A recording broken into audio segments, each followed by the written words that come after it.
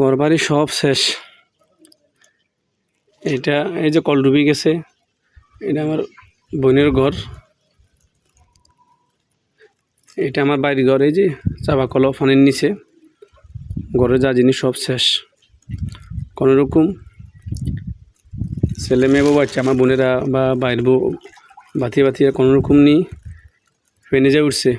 ফেনি তো ওরা না খায় মরে যায় এমন পরিস্থিতি। দেখেন আসলে কি বলবো বা কি করবো, মাথায় কোনো কাজ করতেছে না। এই যে সব ফান্ড বাঁচতেছে।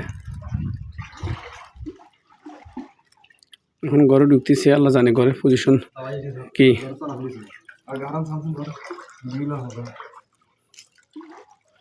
পরিস্থিতি একেবারে খারাপ,